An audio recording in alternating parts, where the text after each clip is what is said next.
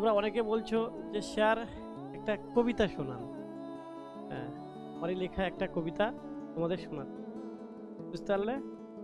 কবিতার নাম হচ্ছে মানুষই মানুষের ওষুধ, মানুষই অসুখ। তাহলে কবিতার নাম কি বললাম? আমার স্বরচিত কবিতা, মানুষই মানুষের ওষুধ, মানুষই অসুখ। মানুষই মানুষের ওষুধ, একজনের এক ফোঁটা ভালোবাসা অন্যজনের সমস্ত বিষণ্ণতা সারিয়ে দিতে পারে।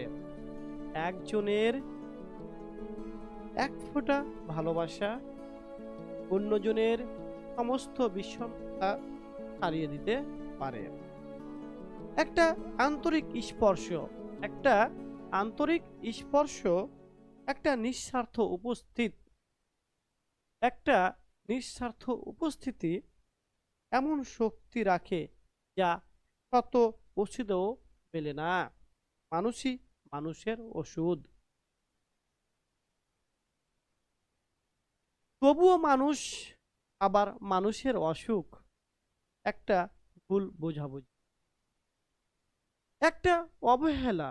তাহলে একটা ভুল বোঝাবুঝি, একটা অবহেলা, একটা না বলা কথার ভার, একটা না বলা কথার ভার মনকে এমনভাবে অসাড় করে ফেলে, মনকে এমনভাবে অসাড় করে ফেলে যে বেঁচে থাকাটাই ব্যথা হয়ে যায়।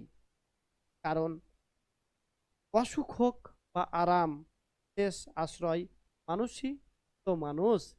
কারণ শেষ আশ্রয় মানুষই তো মানুষ।